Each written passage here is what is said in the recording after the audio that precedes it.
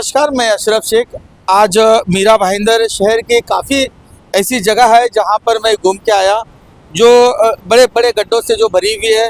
कई सारी स्कूटर है या फिर बाइक है या फिर ऑटो रिक्शा है। ये सब जो है बड़ी मुसीबत में दिखाई देते हैं। और इसमें बैठे हुए पैसेंजर जैसे प्रेग्नेंट लेडीज़ होती है या दिव्यांग व्यक्ति होते हैं, उन लोगों को सबसे ज़्यादा इस तरह की रोडों पे सफ़र करने को जो है उनको दिक्कतों का सामना करना पड़ता है। ये नई बात नहीं है। मीरा भाईंदर शहर में ये कई सालों से ये हम देखते आ रहे हैं और हमें पता ही है कि जिस साल बरसात आती है उस साल जो है इस तरह के खड्डों का सामना करना पड़ता है। अलग अलग पार्टी के नेता है, यहाँ पे आमदार है, खासदार है, मंत्री है, लेकिन उनके सिर्फ नौटंकी ही देखने को मिलती है हर साल।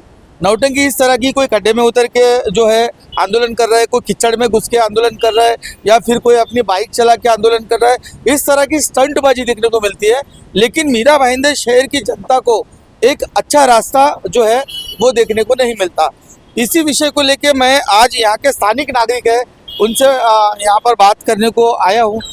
देखते कि उनका इस पर क्या कहना है इन गड्ढों के बारे में। सर, क्या नाम है आपका? मेरा नाम दीपक बागड़ी है। हाँ। मैं यहाँ इंदरलोक का रहवासी हूँ। तो ये जो रास्ता आप देखते हैं, ये हर साल की दिक्कत है? इस तरह की दिक्कतें आपको सामना करना पड़ता है? ये हर साल यही नौटंकी होती है। यहाँ पर बारिश होती है, बारिश के बाद में यहाँ पर खड्डे बन जाते हैं, नेता आकर स्टंट करते हैं। पिछले साल हम लोग ने यहाँ पर कॉर्ड बाइक चलाते हुए देखा, किसी को खड्डों में स्विमिंग पूल में तैरते हुए देखा, आश्वासन देखा उनका कि अक्टूबर तक सारे रास्ते के खड्डे भर जाएंगे। लेकिन यहाँ पर शहर के लोगों को सिर्फ विकास के नाम के ऊपर खड्डों की सड़क ही मिलती है। अच्छा, दीपक बंगारी जी, मैं आपका फेसबुक पे एक वीडियो भी देखा। काफ़ी अच्छा आप जो है इसके बारे में लोगों को जो है कहीं ना कहीं जानकारी दे रहे थे किस विषय को लेकर। आमदार के हमारे यहाँ पे हमारे शहर के बीजेपी के आमदार है नरेंद्र मेहता, इनको लेकर भी आपने काफ़ी जो है टिप्पणी की है, इनके कामों को लेकर या फिर इनके वादों को लेकर। तो क्या कहना चाहेंगे? हमारे शहर के आमदार इस बार के लोगों ने उन्हें 1,45,000 मतों से ज़्यादा से चुनकर दिया था। उन्होंने वादा किया था पिछले साल जब वो कॉर्ड बाइक चलाकर इन्हीं सड़कों के ऊपर घूम रहे थे, तो उन्होंने शहर की जनता से वादा किया था कि अक्टूबर तक सारी सड़कों के खड्डे भर जाएंगे। 1 साल हो गया उनके कार्यकाल को। 1 साल के अंदर ना तो शहर के गड्ढे भरे गए, ठीक है, ना ही उनके ऊपर कोई मरम्मत का काम यहाँ पर सुचारू रूप से हुआ गया। उन्होंने वादा किया था कि पिछले साल 22 करोड़ का इस सड़क के ऊपर जो खर्चा हुआ था उसके अंदर घोटाला हुआ। जय कुमार के ऊपर उन्होंने आरोप लगाया था कि उसको ब्लैकलिस्ट करना चाहिए, उस ठेकेदार को गिरफ्तार करके उसे जेल में डालना चाहिए, उससे दंड वसूल करके महानगर पालिका को दंड का पैसा पहुंचाना चाहिए, भुगतान करना चाहिए। और इस साल उन्होंने कल क्या किया? कल आके शहर के नागरिकों के सामने वो माफ़ी मांग रहे हैं। भाजपा की ये पुरानी आदत है, कोई भी काम करो, नौटंकी करो, उसके बाद में क्या करेंगे? माफ़ी मांग लेंगे। नरेंद्र मेहता जी ने 2019 में भी एक बार, 2019 या 20 के अंदर भी एक बार माफ़ी मांगी थी और राजनीति से संन्यास लिया था। इनका ये माफ़ीनामा का ढोंग पुराना है। इनके जो नेता है वो भी माफ़ी मांग कर ही माफ़ीवीर बन गए थे। ये खुद अब माफ़ी मांग के मीरा भाईंदर के माफ़ीवीर बन गए हैं। स्वयं घोषित कार्यकर्ता, घोषित कार्य सम्राट, हाईवे मैन, मेट्रो मैन, सभी उपाधि मिल चुकी है इनको। लेकिन शहर की जो मूलभूत सुविधाओं का काम होना चाहिए, रस्तों का काम होना चाहिए, पानी का काम होना चाहिए, मेट्रो के लिए जगह मिलने का काम होना चाहिए, उन सब के अंदर अगर किसी ने अड़ंगा डाला है तो यही आमदार है। शहर के अंदर जो MMRT को ठेका दिया गया था 5 साल के लिए, जो इन्होंने खुद ने बताया था कि 5 साल के लिए सड़क की मरम्मत का ठेका दिया गया 22 करोड़ के लिए।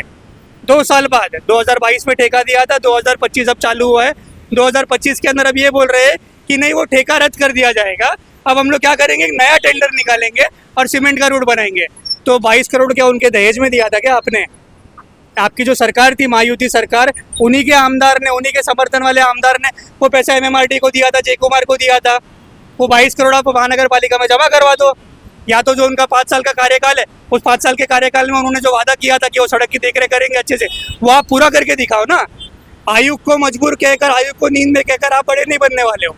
आप अगर शहर की जनता की तकलीफ सॉल्व करोगे तो ही आपको जो आमदार बन के चुना गया है, जो आपके ऊपर जिम्मेदारी दी गई है, उसको आप पूरा निभा कर तो दिखाइए। माफ़ी मांगना सबसे आसान काम था। वीडियो पे आए, माफ़ी मांग लिया। उस औरत के घर पे जाओ जिसकी बेटी का देहांत हुआ था, हाईवे के नीचे आकर जिसकी माँ ने उसकी बेटी को 2 टुकड़ों में अपने घर लेकर गई थी। हज़ारों लोग यहाँ पर रस्तों के ऊपर मर रहे हैं, खड्डों के अंदर उनके हाथों के ऊपर चोट आ रही है, पाँव पे चोट आ रही है। उन लोगों के घर घर जाके माफ़ी मांगो।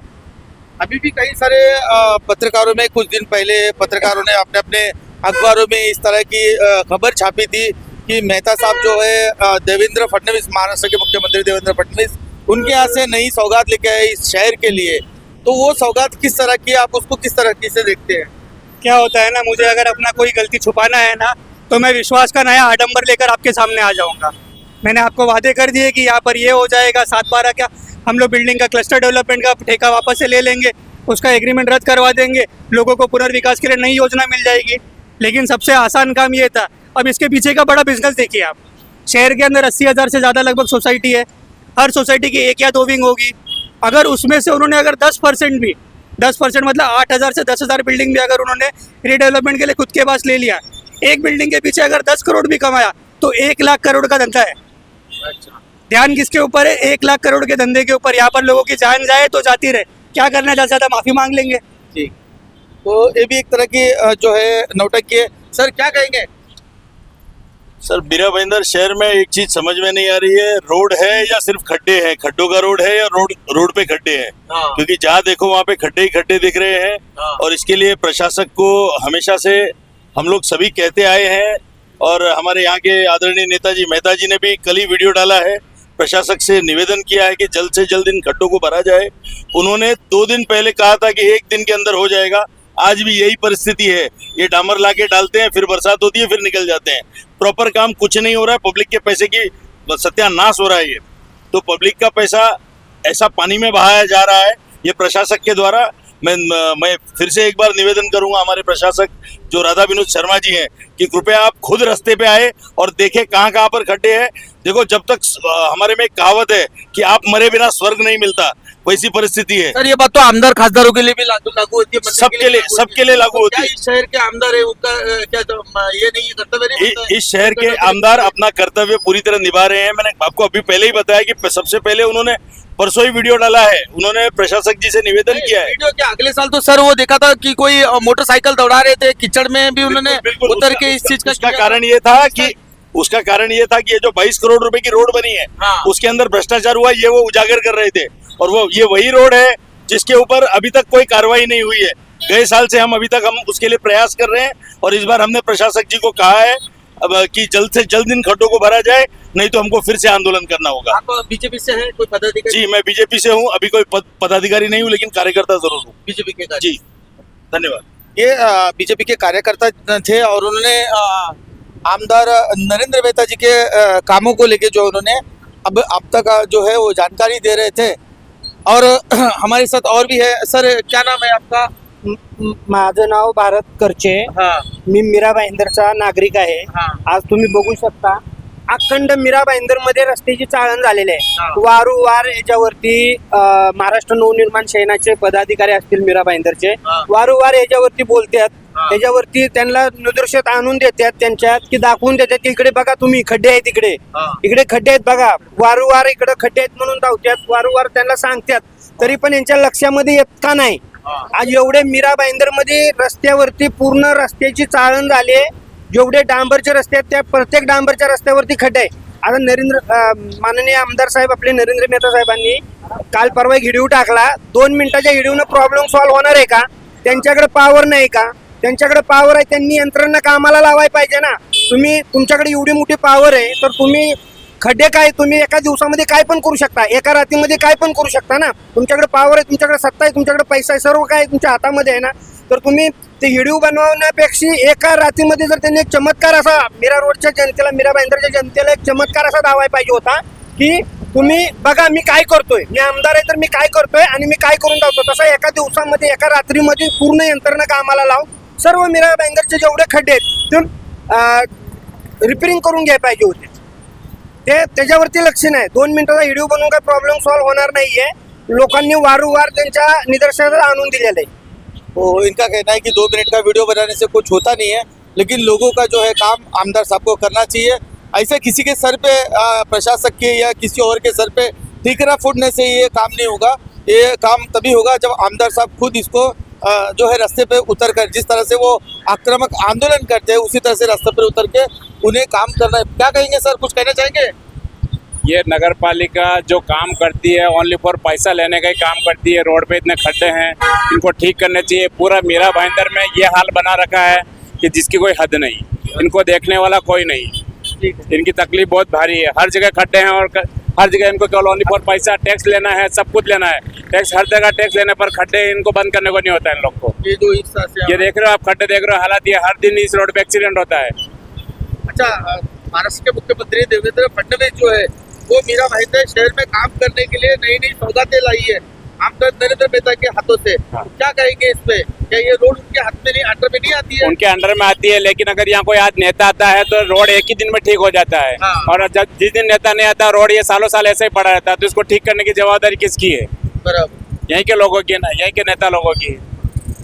तो ये भी लोगों का कहना।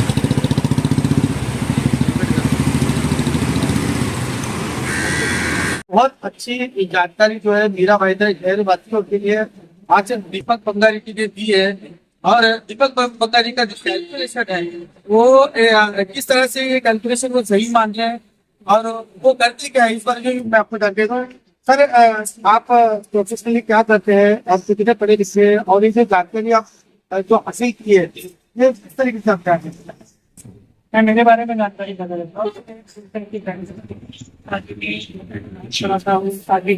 यूपीएससी के बच्चों को टीटेट की तैयारी करवाता हूँ, पब्लिक एडमिनिस्ट्रेशन का अच्छा नॉलेज रखता हूँ, फिलहाल लॉ की तैयारी कर रहा हूँ। तो ये मेरा प्रोफेशनल एजुकेशन बैकग्राउंड हो गया।